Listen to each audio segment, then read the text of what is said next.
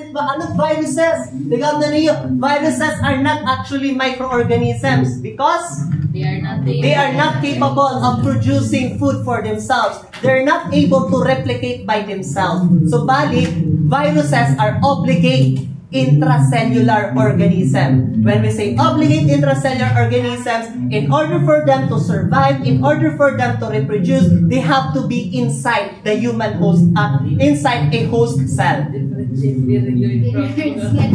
Okay, host cell.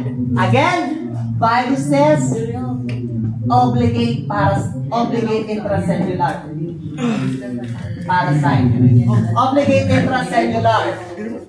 Tapos, viruses, guys, it contains RNA, DNA, or both. Or either. Viruses has DNA, RNA, both, or either. Derive both. Derive both, either lang. Okay? Katapos, they rely on the machinery of their host cell. So, para na mag-produce, kailangan itira genome na kahalo ha genome in host cell. Okay? So, now let's move on to the parts of viruses. Ano pa mga parts of viruses? First is envelope. An envelope, guys, it is a glycoprotein. Okay, glycoprotein in here. Tapos, guys, take note that not all viruses has envelope. Okay? Papatakot dito, okay? Dinitanan may envelope. Like, for example, mga DNA viruses. Guys, tandaan lang ninyo, pop ng mga viruses. Pop. Ano yung nga pop? We have here, papova, papilloma polyoma. We have here adenoma, adenovirus na yan, adenoma. Tapos we have here the papilloma. Hirala is naked, except naked. Alam mo spelling except? Okay, again, all DNA viruses are enveloped except for these three. Papova viruses, adenoviruses, and papilloma virus. Ano papova? Papilloma, polyoma. Adiri parvo nga yan, parvo. Single strand. Ini nga papova virus, guys, pa for papilloma, po for polyoma virus. As one nila yun. Oo. Tapos for the RNA viruses naman, ano? Corona. We have here picorna viruses. Ano pa't mga RNA? Domitura actually. Retro-calisi, actually ng mga naked, ng mga RNA. Okay? Again, it envelope, it is derived from the cell membrane of the host cell. Tikang ito yung envelope in host cell. At tikang ito yung cell membrane in host cell. Next naman is the capsid. Ano capsid ang composition? Composed of capsomeres. Capsid. Capsids. And these capsids naman, may mga capsomeres niya. Okay? Capsid, guys, actually, ang protein niya, glycoprotein. Ang capsid, protein. Tapos, last naman, ang genome, which is DNA or RNA. By the way, guys, may ako mnemonics for DNA viruses. Papa-ad po, hehe. Pa-ad po, he-he. Pa for papova viruses, pa for parvoviruses, A for adenoviruses, po for pox viruses, he for hepadna viruses, HE for herpes viruses. Papa-ad po, hehe. Okay? Asya ito hiya.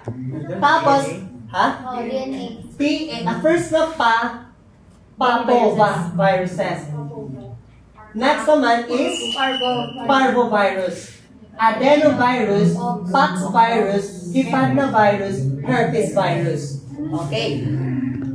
Next naman, guys, genome is protected by the capsid. And the capsid is protected by envelope. Now guys, adipa. High disease. It ether. Sensitive. Ether resistant. Faith, ayun aringasa. Okay, anong ether sensitive, anong ether resistant? Guys, take note. At mga ether sensitive na mga bacteria kay may mga envelope. At mga envelope viruses. Pag ether resistant naman, ang mga naked viruses. Marang naman kita di ba pinagkaiban envelope na naked? Envelope, may envelope, naked, waray envelope. Okay? So, if ether sensitive, it may envelope. It's because it atom envelope may glycoproteins which is soluble ha ether. And ether resistant naman ang may mga capsid. Okay? Naintindihan? So, Asherton viruses. Now let's move on to the... Now, let's move on. Last, life cycle.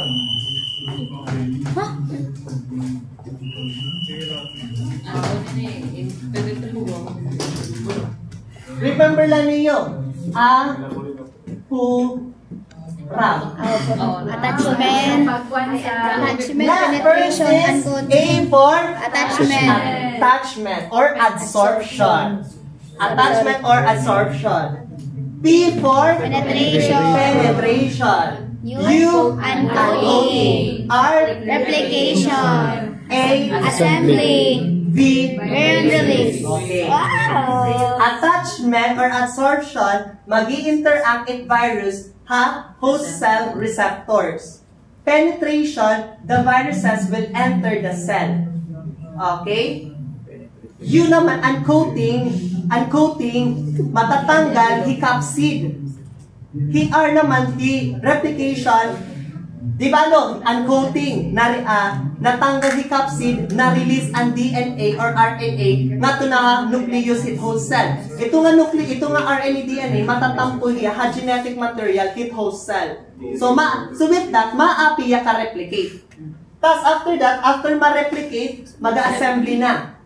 Tapos, viral release. For the release, guys, may two types. We have the budding, ngan-hit, cytolytic. Okay, anong pinagkaiba? Hibudding, guys, actually mga envelope viruses. Ang cytolytic, actually mga naked viruses. Kaya ano budding para envelope? Kaya mga viruses na may mga envelope, nakuha hirahit envelope from the cell membrane of their host cell. So with that, it host cell, diriya ra-rupture. Magtitikagutila, it iya size.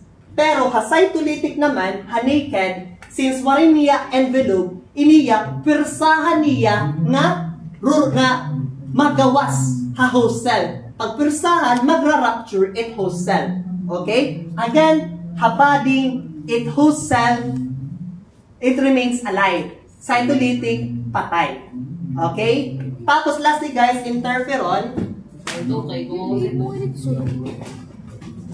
Gutay na kasi takmara mga interferon guys. Pero interferons, actually ito ang first line of defense against virus infection. Guys ha, again, interferons is the first line of defense against viral infection. Tapos, another mechanism of action na it interferons. It disrupts or interferes the replication of the viruses. How? The interferons produces, an interferons, it signals other cells to produce proteins against the virus. So with that, ito nga proteins nga nahimo, i-interfere niya in viral replication. So that's the mechanism of action of interferons. Okay? So that's it guys. Yay!